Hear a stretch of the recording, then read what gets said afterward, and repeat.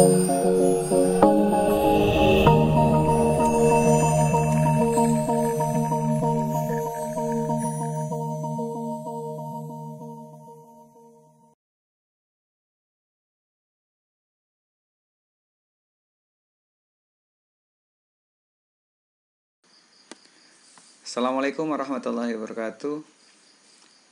Apa kabarnya hari ini? Semoga kita selalu sehat ya. Jangan lupa tetap jaga protokol kesehatan. 3M ya. Memakai masker, nyuci tangan, dan menjaga jarak. Oke. Di kuliah kita yang pertama ini, perkenalkan, mungkin belum pernah ketemu dengan saya ya. Saya Mak Rizal. Kalau kemarin di matematika komputasi yang pertama itu dengan Pak Beni ya. Nah sekarang di komputasi yang kedua, yang lanjutannya kita ada 2 dosen ya untuk mengampu mata kuliah ini. Nah, di kuliah yang ini matematika komputasi lanjutan.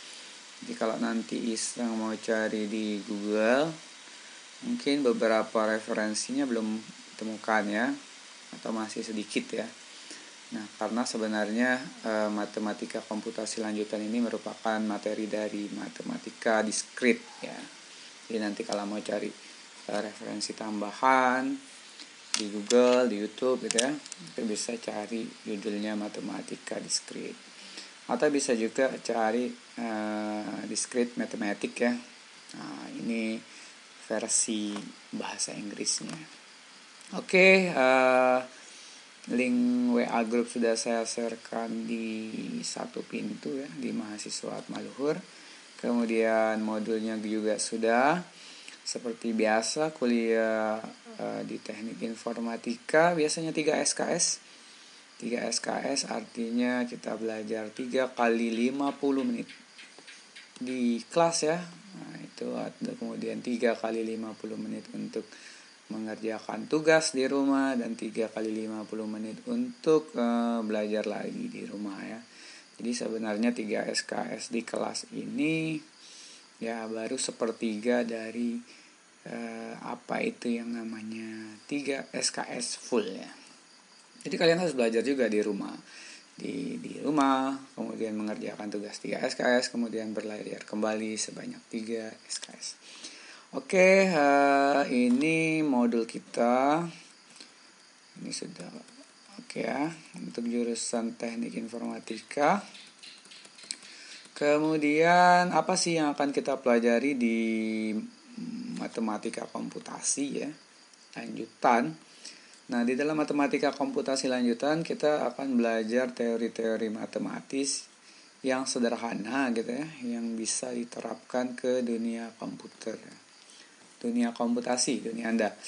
Jadi di diskrit ini nanti banyak topik yang matematikanya sebenarnya sangat sederhana, bahkan bisa didapatkan di jenjang SMP gitu ya, sekolah menengah pertama, yang diterapkan ke dunia komputasi. Dan itu sudah banyak dipakai, contohnya database, sistem pemindai wajah, sistem absensi sidik jari gitu ya, pencitraan maksudnya wajah ya, area ya, bukan pencitraan politik ya. Nah, apa yang kita pelajari di sini, kita ada sebanyak 16 kali pertemuan. Di sini ada 1 sampai 6 gitu ya, 1 sampai 6 pertemuan. Kemudian ada di tengahnya itu ada UTS ya. Nah, UTS. Jadi di sini itu ada UTS. Pertemuan 8-nya ada UTS. Di sini ada UTS. Di sini ada UTS, kemudian ada aplikasi teori bilangan, kemudian 10, 11, 12, kemudian 14, 15, berapa nih? Planar dan bidang, oke. Kemudian di 15, 16 nanti ada persiapan UAS dan UAS itu sendiri ya. Oke. Jadi kita ada 16 kali pertemuan. 16 kali ya. Dari 16 kali pertemuan ini harapannya Anda bisa menyerap materi ini ya. Ya minimal materi yang ada di modul kita. Oke, kita masuk ke yang pertama. Jadi yang pertemuan pertama nanti sesuai dengan RPS kita. Di pertemuan pertama kita akan bahas tentang pengantar matematika komputasi ya. Atau saya sebutkan ini jadi matematika diskrit ya. Jadi karena tadi yang saya katakan di awal matematika diskrit ya. Di pertemuan pertama ini kita akan bahas tentang matematika diskrit. Yang kedua tentang logika. Nah, kemudian logika ini kan sudah kita pelajari di jenjang di semester sebelumnya, di semester 1 logika informatika. Maka di sini kita akan review balik saja sebentar. Tidak perlu berlama-lama. Kemudian nanti ada materi himpunan. Nah, himpunan ini nanti hubungannya akan ke database ya. Di himpunan. Ini cukup penting karena biasanya kita bisa membuatkannya menjadi dipakai di sistem database ya.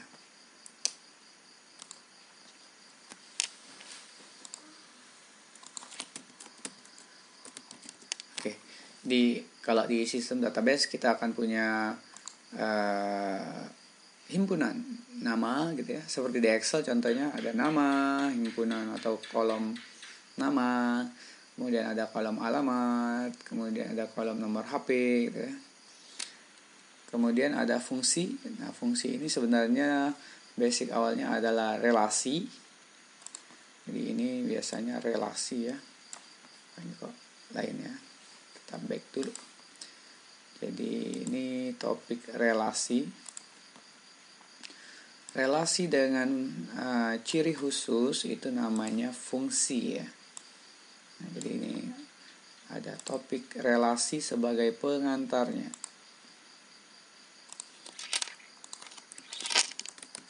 Oke, relasi.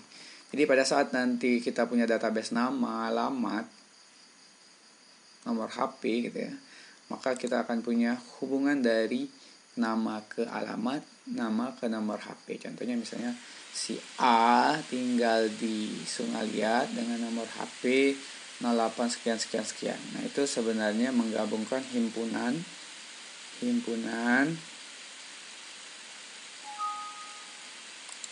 kemudian menghubungkannya. Nah, jadi menghubungkan himpunan itu namanya relasi. Kemudian relasi dengan fungsi khusus. Ini fungsi khusus nih, relasi dengan fungsi khusus itu namanya fungsi ya. Nah, fungsi ini nanti hubungannya ada ke bagian keamanan komputer ya. Di sini nanti kita akan memberikan sedikit pengantar tentang sistem keamanan komputer atau biasa dikenal dengan kriptografi ya. Oke. Jadi fungsi. Jadi coba diperhatikan bahwa sebenarnya materi ini sudah pernah dipelajari di jenjang sebelumnya dan saya yakin gampang ya. Logika sudah, himpunan ada di SMP, apa itu himpunan, irisan himpunan, nanti yang kita pelajari ya gabungan, operasi himpunan, fungsi, nanti ada fungsi injektif, surjektif. Nah, fungsi yang bagaimana nanti yang akan menjamin keamanan kriptografi gitu ya, menjamin bahwa password Anda di bank tidak bocor gitu ya, password Anda tidak dibobol oleh hacker. Kemudian di pertemuan kelima ada induksi. Nah, ini induksi ini karena nanti sifatnya agak matematis, kita mungkin tidak akan terlalu banyak dibahas. Nanti akan saya serahkan sebagai tugas untuk membaca saja ya, karena ini agak matematis. Kemudian berikutnya yang akan kita bahas itu adalah teori bilangan. Nah, teori bilangan ini juga cukup fundamental ya. Cukup penting fundamental itu ya. Di teori bilangan kita akan punya beberapa aplikasi tentang teori bilangan itu. Jadi kalau nanti dibahas teori bilangan ini merupakan fondasi dari matematika diskrit itu sendiri. Jadi bilangan seperti apa sih yang kita pakai? Jadi kalau untuk berpikir sejenak, brainstorming ya.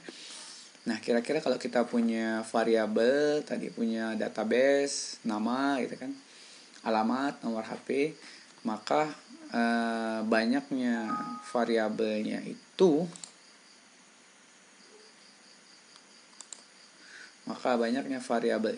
gitu ya, itu akan selalu bilangan bulat ya. Jadi teori bilangan ini nanti hubungannya ke bilangan bulat. Karena kenapa? Karena hubungannya tadi ke database ya. Jadi mungkin kita harus membayangkan bahwa jumlah dari banyak database kita adalah bilangan bulat. Tidak akan pernah ditemukan bahwa database kita atau variabel dari banyaknya kolom ini 40, sekian gitu ya. Jadi ditanya, ada berapa sih anggota himpunan nama atau database nama kita? Ada 40 orang. Masuk akal ya, itu bilangan bulat. Tapi pada saat Anda menjawab ada 50,5, nah itu kan tidak masuk akal.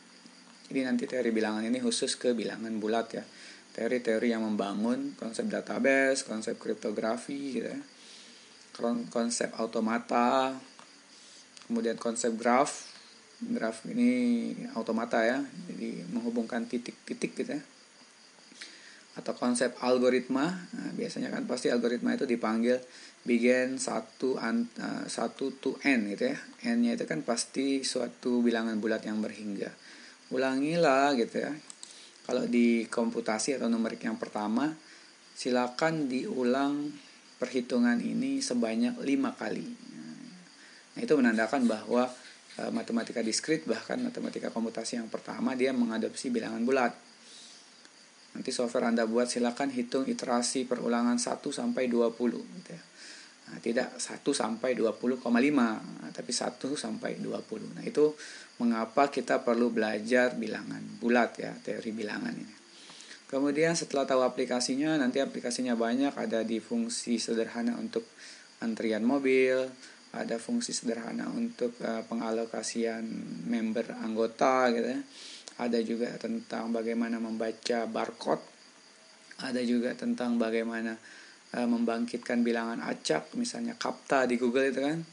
Misalnya biasanya ada pertanyaan, apakah Anda robot gitu ya. Nah, jika Anda robot, jika Anda bukan robot, maka masukkan CAPTCHA berikut F475 gitu ya. Atau yang lebih canggih lagi, pilihlah yang merupakan lampu merah.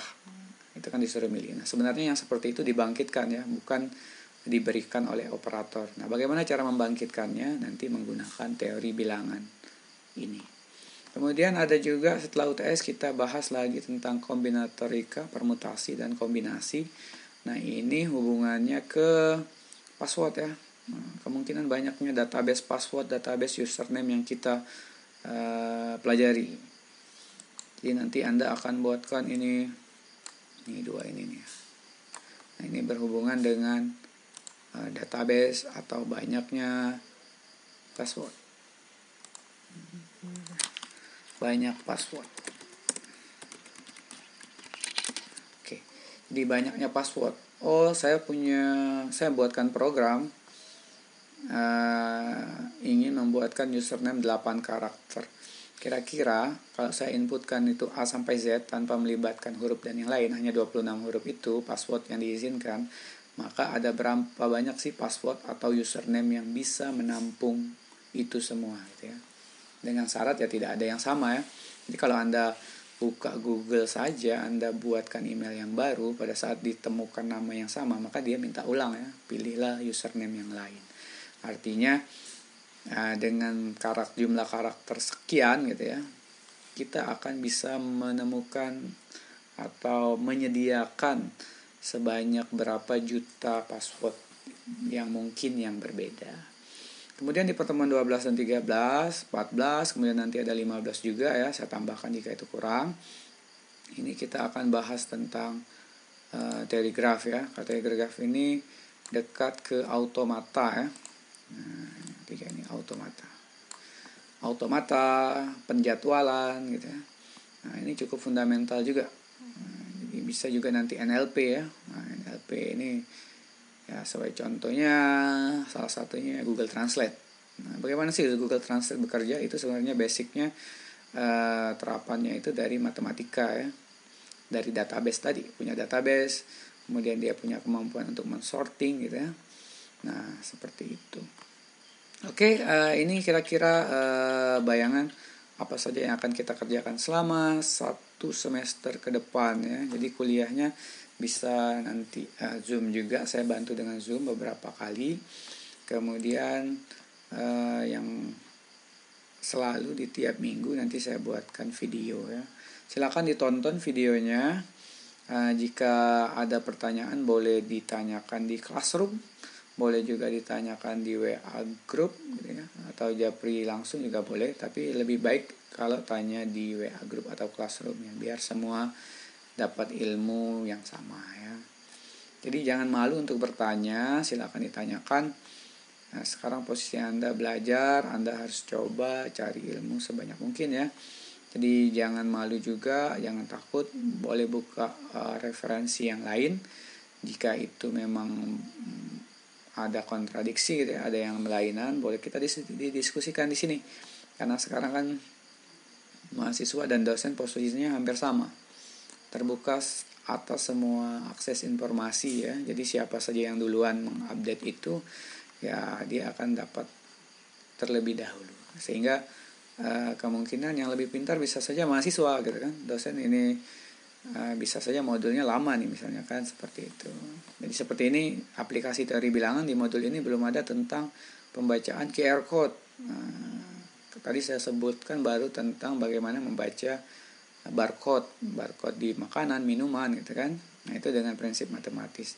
Maka di 1 tahun 2 tahun yang lalu saya sudah tambahkan topik di sini, pengayaan jika nanti diperlukan bagaimana membaca QR code. Jadi QR code nanti kita ambil QR code-nya, kita hitung secara matematisnya, kita temukan hasilnya apa, kemudian nanti kita scan dengan HP. Sama nggak hasilnya? Biasanya akan sama ya, karena kan perhitungannya sama. Oke, itu saya hapus dulu. Kita masuk ke topik yang pertama ya. Topik yang pertama tentang matematika diskrit. Apa sih itu matematika diskrit? Ini textbook dulu ya. Jadi matematika diskrit itu intinya matematik seperti biasa, tapi yang diambil hanya objek diskrit. Dimana objek diskrit itu artinya dia elemen berbeda, sejumlah hingga elemen berbeda, dan elemennya tidak bersambung, unconnected ya. Jadi contoh paling realnya bilangan bulat. Artinya ya tidak bersambung, hanya 1, 2, 3, 4. Ada berapa banyak orang di dalam database Anda? 4. Ada berapa? 4,5. Itu tidak diskrit lagi ya. Ada berapa? 0,57. 40%. Itu tidak diskrit ya. Diskrit itu menyatakan bilangan bulat intinya ya. Ini integer ya, bilangan bulat.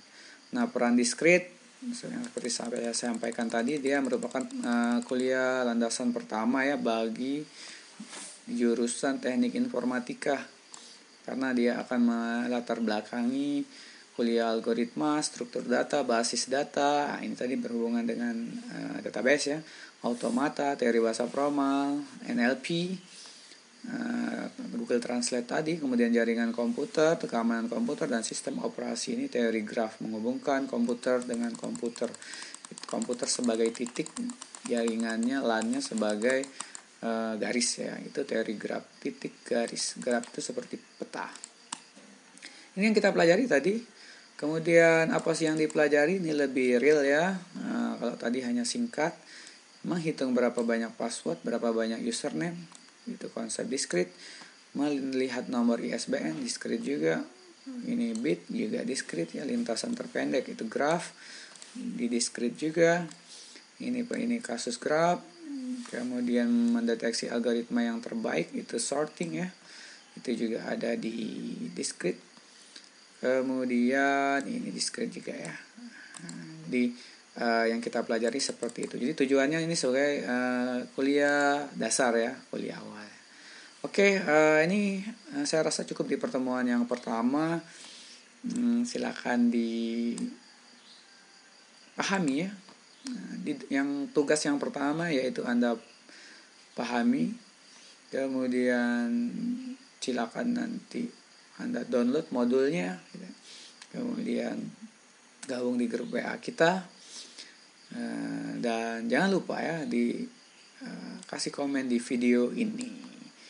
Nanti boleh ditanyakan ya di situ apa yang ingin ditanyakan. Oke, saya rasa cukup untuk pertemuan yang pertama. Demikianlah kuliah matematika diskrit kita yang pertama. Mudah-mudahan Anda mendapatkan materi baru ya, wawasan baru, sehingga memudahkan Anda untuk nyari lagi di Google, sehingga materinya semakin jelas. Oke, saya cukupkan sampai di sini. Assalamualaikum warahmatullahi wabarakatuh.